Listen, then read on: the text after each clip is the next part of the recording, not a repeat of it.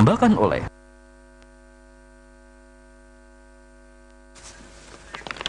dalam rangka menciptakan iklim penanaman modal nasional yang kondusif, pemerintah memberikan penghargaan pada provinsi terbaik di bidang investasi melalui program Regional Champion tahun 2011.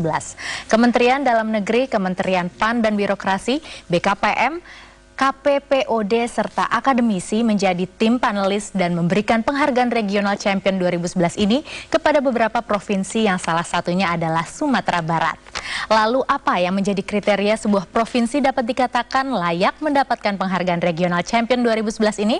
Dan bagaimana signifikansi penghargaan ini terhadap penanaman modal di Indonesia?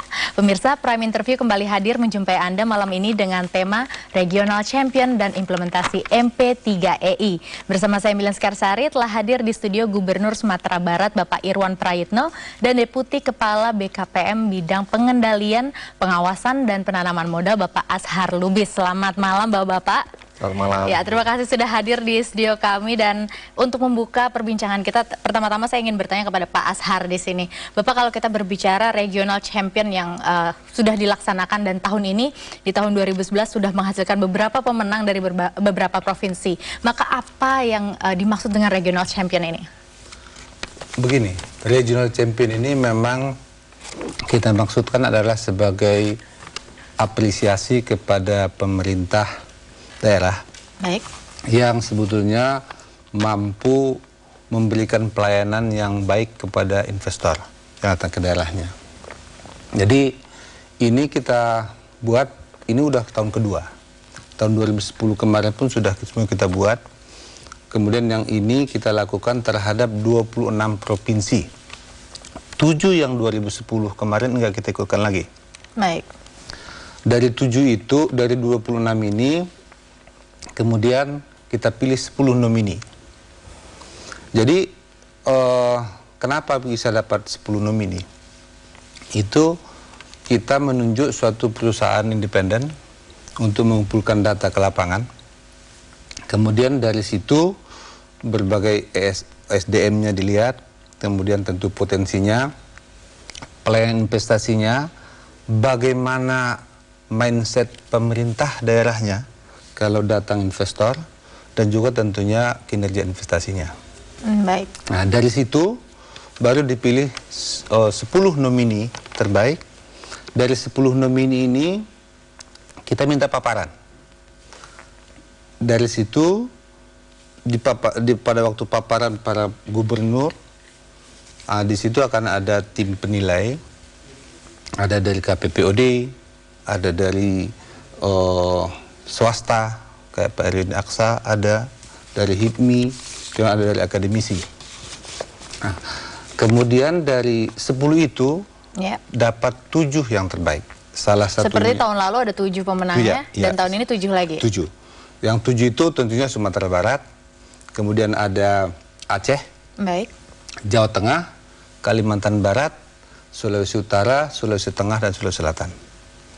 Jadi dengan 7 ini sebetulnya kita harapkan kinerja investasi di 7 provinsi ini, karena memang para gubernur sangat konsis bisa mengatakan bagaimana potensi mereka, bagaimana pelayanan terpadu satu pintunya mereka laksanakan di daerah. Baik. Dan juga rencana-rencana ke depan. Sebenarnya itu yang penting juga yang kita lihat. Jadi rencana membangun infrastruktur, bagaimana untuk pengadaan listrik. Jadi mungkin nanti Pak Irwan juga bisa akan menggambarkan hal-hal apa yang akan dilakukan. Jadi ini sebenarnya kita bilang ini diskriminasi positif. Jadi walaupun ada diskriminasi, tapi di sini memang untuk suatu hal yang positif ya ke depannya. Persis, ya? Kita harapkan provinsi-provinsi bisa meniru sebenarnya gitu loh. Jadi akan ada efeknya gitu loh. Jadi terciptalah persaingan yang sehat di jadi sini ya. Ini, baik. Itu kita diskriminasi positif. Iya, Pak Irwan, bagaimana? Ini perasaannya Sumatera Barat terpilih mendapatkan salah satu penghargaan dalam Regional Champion ini untuk tahun 2011 ini, bagaimana perasaan Anda? Ya, jadi memang kita juga terkejut. Namun demikian menjadi sebuah motivator buat kita. Jadi setelah kita berupaya untuk mendapatkan penghargaan ini, dan kemudian juga ditunjuk sebagai yang mendapatkan award, kami di Sumatera Barat langsung segera mengumpulkan SKPD, kepala dinas kami, untuk memperdalam, mengevaluasi dan memantapkan apa yang telah kita laksanakan. Karena bagaimanapun award ini berat buat kami untuk bisa kita pelihara. Karena itu kita juga coba untuk membenahi diri, kita mantapkan pelayanan, kita siapkan data yang lengkap untuk potensi-potensi yang kita miliki di Sumatera Barat ya, tentunya dimiliki ya. Karena perizinan ini juga beberapa daerah lain juga akan datang ke tempat kita, dan juga misal dari pihak kedutaan Cina sudah menelpon kita untuk kita hadir ke sana, dan bahkan juga beberapa orang kita diminta ke Amerika sebagai follow up dari award ini, dan juga banyak lagi kemungkinan besar para investor yang hadir. Jadi dengan award ini memberikan iklan kepada publik tentang kesiapan kita, sehingga kita pun perlu memantapkan baik SKPD dengan izin-izin yang ada supaya diperpendek, yang sudah ada kita mantapkan lagi, kemudian juga pendataan informasi dan juga beberapa pelayanan kita secara fisik, ya, kemudian juga secara regulasi dan sebagainya kita siapkan satu persatu yang sudah ada kita sempurnakan. Jadi award ini bukan yang final, tapi justru bagi kami sebagai suatu motivator menjadi untuk pijakan awal anak tangga berikutnya ya, meningkatkan Pak ya? kembali gitu. Baik, nah Pak Ashar, di sini kalau misalnya kita kemudian berbicara tadi memang sudah ada banyak upaya yang dilakukan dari Sumatera Barat hingga mendapatkan penghargaan ini, maka kriteria yang dicanangkan pemerintah suatu provinsi dikatakan layak untuk mendapatkan regional champion ini apa saja, Pak? Tentunya kita melihat pertama adalah bagaimana sih sebetulnya visi misi pemerintah daerah, terutama pimpinan daerahnya. Baik. Kalau melihat investor, ya, karena sebenarnya kita kan tidak pengen sebetulnya langsung investor itu dianggap sebagai sumber PAD. Belum apa udah langsung sumber PAD. Jadi kemudian tentunya itu tadi bagaimana sih rencana mereka ke depan. Penyediaan infrastruktur, kita tahu kan pasti sebetulnya salah satu hambatan kita akui aja adalah kurangnya infrastruktur, termasuk fisik jalan. Dan itu tidak bisa dikerjakan sendirian oleh Pemda atau pemerintah pusat. Tapi kan ada rencana-rencana mereka. Justru sebenarnya investor itu kan melihat bagaimana sih sebetulnya ke depan.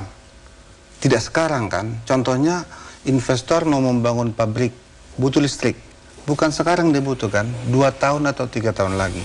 Justru kalau sudah ada planningnya Pemda, tentunya bisa bekerjasama dengan swasta. Sudah ada kepastian apa yang akan dilaksanakan. Sudah akan tahu mereka, oh kalau gitu saya akan ke provinsi X karena memang di sana akan ada planning begini-begini, pelabuhannya begini, jalan begini, gitu loh. Jadi ini penting, karena orang akan melihat ke depan, bukan sekarang atau bukan ke belakang. Kemudian tentunya tadi yang menarik adalah bagaimana sih, kan kita juga tidak pengen orang datang ke suatu daerah mengurus izin ada di mana-mana. Makanya kita pengen ada di situ pelayanan terpadu satu pintu. Tidak hanya itu harus ada pelimpahan kewenangan ke situ. Jadi kita nggak pengen juga pelayanan terpadu satu pintu ini adalah merupakan kantor pos. Kantor pos maksudnya datang ke situ dibawa lagi ke SKPD. Sehingga pelayanan harusnya bisa lebih cepat ya dengan pelayanan satu pintu ini. Kalau investor kan hanya 3 sebetulnya. Kalau apa pelayanan itu, Pak, 3? 1, apa syaratnya? Kedua, berapa lamanya? Kalau ada biaya, berapa biaya? Baik. 3 aja bagi mereka itu. Jadi itu kita lihat juga prosedur mereka. Sudah ada belum peraturan gubernur, peraturan daerahnya yang membuat prosedur-prosedur itu? Jadi dukungan dari Pemdanya, baik. Ada perlu kepastian.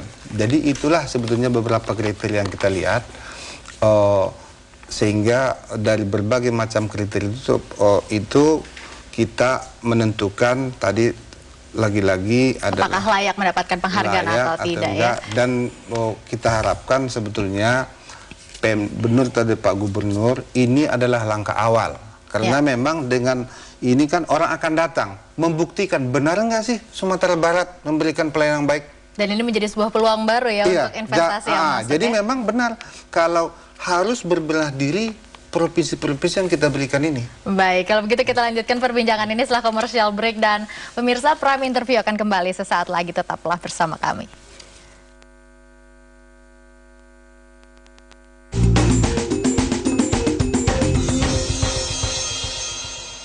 Dipersembahkan oleh Sekarang sudah terekam berapa? 2,5 juta lah taruh gitu ya. 2,5 juta yang sudah terekam. Nah, itu masuk ke data kita. Nanti cetaknya di kantor pusat kita. Kalau sudah selesai ini, penggunaan lainnya itu akan sangat mudah. Akan sangat mudah. Pak sempat bilang Bapak bersedia mengundurkan diri. Oh, iya. Kalau misalnya proyek ini ternyata gagal. Begitu saya katakan oke, saya bertanggung jawab sebagai pejabat. Dan saya mau membuktikan bahwa kalau ini gagal, saya mundur sendiri.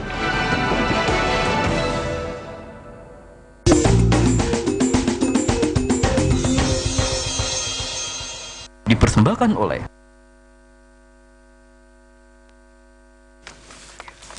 Terima kasih Anda masih bersama kami di The Interview dengan tema Regional Champion dan Implementasi MP3EI. Dan Pak Irwan, di sini seperti yang kita ketahui di tahun 2010 terjadi gempa bumi yang begitu kuat dan menimbulkan tsunami di daerah Mentawai, itu daerah Anda juga di Sumatera Barat. Nah, ini kan merupakan sebuah bencana yang seharusnya menjadi sebuah kendala yang tidak mudah untuk investasi mau masuk ke Sumatera Barat. Namun tahun ini Anda berhasil menjadi pemenang dan mendapatkan salah satu penghargaan di Regional Champion. Ini sebenarnya apa yang sudah Anda lakukan untuk menjadikan halangan ini menjadi sebuah peluang? Jadi begini, memang ada bencana. Rumah-rumah juga hancur, kemudian juga infrastruktur kita, gedung juga hancur. Dan juga Mentawai kena tsunami. Tapi kita mencoba untuk mencari jalan keluar secara bertahap satu persatu. Dan Alhamdulillah, justru pertumbuhan ekonomi setelah bencana itu lebih tinggi daripada pertumbuhan ekonomi nasional, di atas 7%, 7,6%. Dan tahun 2011 berkurang sedikit, tapi masih di atas pertumbuhan ekonomi nasional. Yang selama ini Sumatera Barat masih di bawah pertumbuhan ekonomi nasional. Kenapa demikian? Karena itu menggambarkan begitu banyaknya uang masuk ke dalam. Tidak hanya bantuan dalam bentuk terhadap bencana tadi, tapi juga infrastruktur terbangun kembali. Sebagai contoh misalnya untuk hotel, itu 2.000 kamar. Untuk sampai dengan tahun 2012 ini akan berdiri sekian banyak hotel dengan total hampir lebih dari 2.000 kamar. Kemudian juga beberapa infrastruktur lain kita gerakan untuk misalnya airport, kita tambah runway, kita tambah taxiway. Kemudian juga pelabuhan Teluk Bayur ada investasi dari Pelindo hampir 1,6 triliun. Kemudian juga kita tambah lagi pelabuhan di Kabupaten Selatan, di Kabupaten Pasaman. Kemudian juga kereta api kita buat ke airport. Kemudian juga kita buat yang shortcut kereta apinya. Kemudian juga kita buat jalan infrastruktur yang semakin kita perluas di Sumatera Barat. Kemudian juga infrastruktur dari listrik malah justru bertambah. Kita ada PLTU. Dan sudah berjalan atau memang masih berupa perencanaan? Sudah. PLTU tahun ini akan nambah 220 MW. Dan kemudian 240 MW dari PLTP, panas bumi, sedang proses.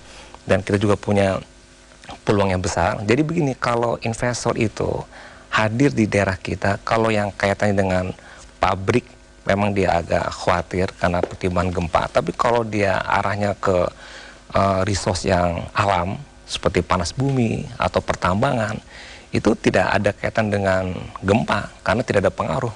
Ya, dia ada batu bara atau besi atau mangan, kemudian juga panas bumi, perkebunan, pertanian. Jadi investasi ke arah pariwisata juga, resort lebih meningkat ya? Nggak ada masalah itu. Jadi kalaupun ada kekhawatiran gempa tidak di situ. Tapi yang jelas investor datangnya itu lebih kepada pelayanan kita. Kita melayani dia secara baik, data yang dia minta kita berikan lengkap sehingga mereka puas dengan data itu, kemudian dia memilih, kemudian kita bantu apa yang diinginkan, syarat kita berikan, izin kita bantu dengan satu pintu tadi. Nah, ini sebetulnya sudah dibimbing oleh BKPM. Kita pun dengan Pak Gita waktu itu datang untuk meresmikan PTSP, ya, pelayanan satu pintu, terpadu satu pintu. Kemudian juga kita sudah membuat aturan dari pergub kami untuk mengarahkan kepada satu pintu, dan kita mantapkan izin-izin yang ada. Jadi justru di situ, dan kemudian peluang yang ada itu, bisakah dia beli yang kita jual dengan data resource yang kita miliki. Itu lengkap, pelayanan oke, regulasi memungkinkan, dan kita berikan beberapa kemudahan, dan dia untung. Pasti dia mau, jadi gampang, nggak ada masalah. Jadi memang sudah diberikan berbagai informasi yang tentunya menarik investor untuk masuk, dan itu yang memudahkan segala sesuatunya untuk jadi lebih baik lagi ya Pak ya. Nah Pak Azhar, di sini kan kalau misalnya untuk menjadi sebuah atau provinsi dikatakan menjadi seorang pemenang di sini dalam regional champion kan pasti ada kriteria yang tadi Anda katakan. Nah, untuk penilaian sendiri kan memang setiap kepala daerah diberikan waktu untuk presentasi. Nah, apakah penilaian hanya berdasarkan presentasi itu atau memang sudah ada kemudian survei ke lapangan langsung ke tiap provinsi atau bagaimana ini, Pak? Jadi pertama-tama memang kita mengirim kuesioner. Baik. Ke 26 provinsi untuk diisi. Tentunya itu melalui pihak ketiga tadi yang memang kita tunjuk melalui tender. Kuesionernya tentang apa, Pak? Bermacam-macam tadi. Apa mengenai infrastruktur, mengenai sumber daya alam, mengenai pelayanan, mengenai ketersediaan SDM, bermacam mengenai pertumbuhan ekonomi, apa potensi-potensi itu. Nah, dari situ pihak ketiga ini mengecek ke lapangan. Baik. Ngecek dulu. Karena bisa saja diisi macam-macam, tahunya ke lapangan kan tidak ada, bukan terbukti. Iya, kita tidak juga, terbukti, ya? Jadi dicek ke lapangan lagi. Berdasarkan pengecekan ke lapangan inilah dibuatlah ranking ya. Dibuat ada pembobotan tentunya, sehingga tadi itu menjadi faktor sebetulnya 60% tadi itu, yang data pengecekan ke lapangan. Sebetulnya yang pemaparan ini adalah menguatkan kita melihat bagaimana sih sebetulnya komitmen pimpinan kepala daerah itu, gitu loh. Disitulah kita lihat, oh ternyata memang benar kuesioner ini. Jadi diadakan pertanyaan, semua bertanya. Dari situ pembuatannya adalah 60-40 dari pemaparan, 60 sebetulnya itu dari lapangan. Di lapangannya bagaimana ya? Dari situlah sebetulnya ditentukan tadi salah satunya Sumatera Barat. Jadi termasuk jadi sebenarnya itu bagaimana pelayanan terpadu satu pintu, bagaimana ada sebenarnya penerapan yang kita buat itu CPPC namanya, sistem pelayanan informasi dan pelayanan investasi secara elektronik. Gitu. Jadi apakah sudah diterapkan? Gitu. Itu sebenarnya maksudnya adalah kita yang membangun BKPM. Jadi sebenarnya daerah itu tinggal menginstall, kemudian memakai. Nggak perlu sebenarnya mereka membangun sistem. Jadi tinggal menjalankan saja ya? Maksudnya biar ada standarisasi. Baik. Gitu loh. Sehingga bentuk perizinannya pun yang dikeluarkan BKPM sama daerah sama. Sehingga akan kita tahu nanti itu kalau itu berdasarkan diproses melalui CPPC, kita tahu. Oke. Jadi, dan itu kita latih orangnya, malah kita berikan komputernya juga. Jadi sebetulnya ini berbagai upaya kita supaya ada standarisasi pelayanan di berbagai daerah. Gitulah ya. Karena udah kita memang memberikan berbagai macam fasilitas itu, tadi, wajar juga lah sebenarnya kita mengadakan quote-unquote evaluasi penilaian. Melalui regional champion ini ya. Baik, kalau begitu perbincangan ini kita lanjutkan setelah commercial break. Dan pemirsa jangan kemana-mana, Prime Interview akan kembali setelah commercial break. Tetaplah di Metro TV.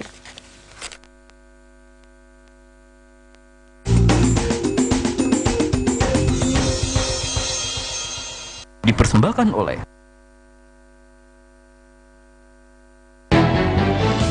sejumlah perempuan yang bercita-cita tinggi untuk bersekolah dan mengubah nasib keluarganya pada masa perang kemerdekaan jadi korban kekejaman tentara Jepang di Pulau Buru. Simak kisah penelusuran jurnalis senior Peter Roni yang menemui para Jugun Ianfu. Journalist on Duty. Cerita kelam Pulau Buru. Besok jam 10:30 malam.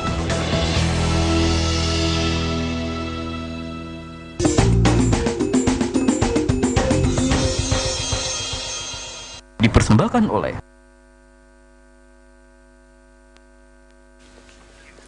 Terima kasih Anda masih bersama kami di Prime Interview dengan tema Regional Champion dan Implementasi MP3EI. Dan Pak Azhar, di sini kan kalau misalnya tadi dikatakan memang para pemenang penghargaan ini mereka menjalankan PPC-nya dan juga Geography Information System. Nah, ini kalau dari Sumatera Barat sendiri berdasarkan penilaian yang dilakukan oleh tim Anda dan menyatakan bahwa Sumatera Barat layak untuk menjadi pemenang, ini sebenarnya bagaimana sistem yang dijalankannya? Apakah memang sudah sesuai dengan yang diharapkan?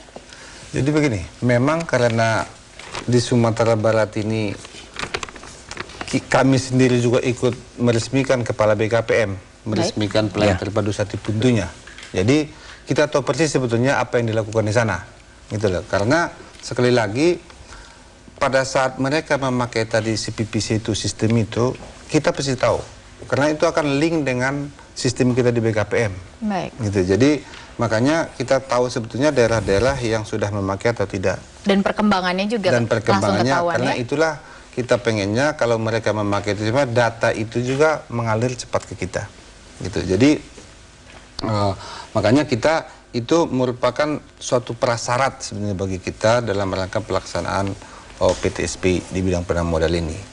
Jadi ini yang kita harapkan sebetulnya. Satu lagi sebetulnya yang kita lihat juga adalah bagaimana sih koordinasi, komunikasi antara para gubernur dengan bupati wali kota.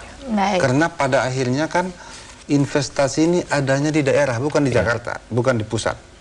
Nah, kita memberikan untuk akhirnya ke sana, ke Sumatera Barat, ke Sumatera Utara, ke Sulawesi Selatan, itu harus dilayani oleh aparatur daerah. Ya. Ada izin usaha, ada di situ HO, ada IMB, itu semua adalah AMDAL, itu semua kewenangan daerah. Dari daerah. Nah ini kalau Pak Irwan sendiri ini bagaimana kemudian Anda berperan sebagai gubernur berkomunikasi dengan aparatur Anda di Pemda, baik itu bupati, baik itu wali kota, ini bagaimana sejauh ini? Ya, jadi sebetulnya memang yang paling berperan dan diharapkan berperan itu adalah gubernur. Ya. Kenapa? Karena setiap investor yang datang itu hampir semuanya mau ketemu gubernur. Ya. Baik yang di dalam negeri, investor, atau yang di luar negeri. Apakah waktu Anda begitu banyak untuk menemui pasti investor dan itu? harus disiapkan karena mereka kan akan mendatangkan uang ke tempat kita. Dan juga termasuk undangan ke luar negeri juga maunya gubernur yang datang, bukan yang lain. Oke, jadi komitmen gubernur yang paling penting dan juga bupati wali kota. Adapun GIS atau CPPC itu kan hal yang standar, mutlak dan wajib harus dimiliki. Dan itu kan hitam di putih dan juga dalam bentuk software dan program. Tapi ketika implementasi, maka komitmen gubernur seperti untuk menyatukan izin, menjadikan satu terpadu pintu, itu harus peran gubernur. Termasuk juga tadi Pak Deputi mengatakan bupati dan wali kota, juga gubernur yang mengkoordinasikan. Sehingga kalau tanpa ada gubernur yang berperan, apalagi investor masuk, maka hampir dia pulang dari tempat kita dengan kecewa karena dia tidak bisa mendapatkan suatu arahan dan kepastian. Kadang-kadang investor datang ketemu kita itu, yang ditanya itu, Pak Gubernur bisa dukung kami dan bisa jamin kami bisa. Itu yang ditanya. Tentu kita jawab, ya insya Allah kita jamin dan kita bantu semampu kita. Jadi terus ketika dia pulang, yang kita beritahu kalau ada masalah lapor sama saya. Jadi kalau ada izin lama lapor sama saya. Kalau ada masalah di lapangan dimainin lapor sama saya. Jadi memang kembali lagi kepada komitmen masing-masing kepala daerahnya, ya. Dan lagi pula investor datang tuh paling banyak juga seminggu sekali itu udah banyak. Puluhan juga kalau dihitung kan tidak makan waktu setengah jam juga cukup. Jadi memang untuk kita. Anda waktunya memang masih luang ya untuk menerima mereka masuk ke Sumatera diwajibkan Barat, ketemu mereka. Baik, baik. Nah, Pak Azhar di sini kalau misalnya kemudian kita berbicara investasi yang masuk ke Indonesia, nah ini bagaimana sejauh ini dengan regional champion yang dilakukan oleh pemerintah ini dapat menjadi sebuah pemicu untuk masuknya investasi dan kemudian mendukung MP3EI yang terlaksana di Indonesia. Ini bagaimana, Pak? Jadi begini, jadi kita seperti tahu ada MP3 itu master plan kita ya? Ya, master plan kita ada 6 koridor ekonomi. Ya. Yaitu Sumatera, Jawa, Kalimantan, kemudian Bali, Nusa Tenggara, sama Papua, Maluku. Nah, kita lihat sebetulnya perkembangan investasi dulu. Kita lihat BKPM baru-baru ini mengeluarkan data triwulan ketiga Januari sampai September. Itu sudah kita mendapatkan investasi 181 triliun. Baik. Itu naik dari periode yang sama tahun 2010 yang 149 naik 21%. Yang menarik adalah kita kan sebenarnya pengen ini menyebar keluar Jawa. Ya. Merata ya? Ya. Jadi tidak hanya di Jawa terus. Tahun 2010 kemarin itu 33% itu ada di Jawa, di luar Jawa. Ya.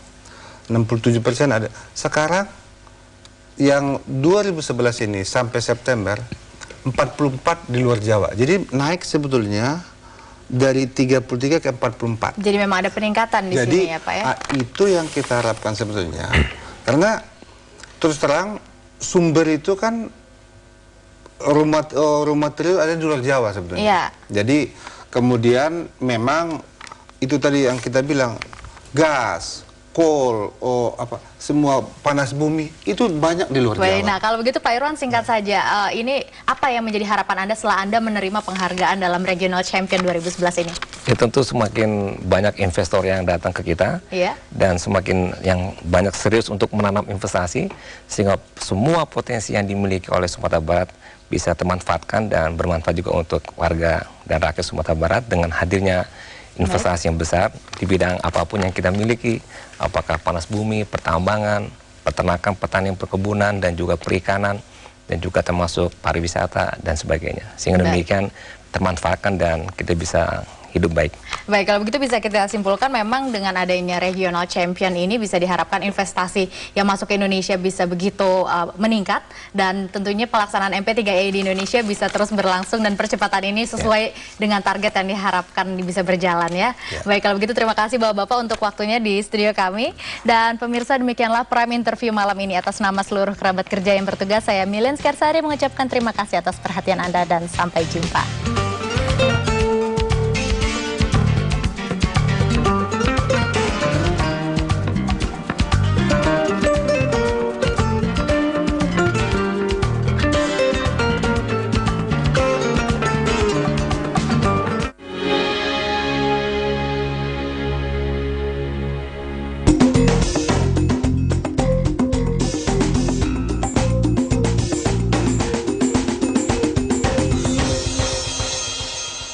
Dipersembahkan oleh Jadilah saksi terpilihnya film terbaik, film rekomendasi juri, dan film favorit pemirsa Malam Anugerah Eagle Awards 2011. Jangan lewatkan event tahunan bergengsi ini. Meriah bersama penampilan musisi-musisi ternama. Awards Night Eagle Awards 2011, Jumat 28 Oktober jam 8 malam. Bagimu Indonesia.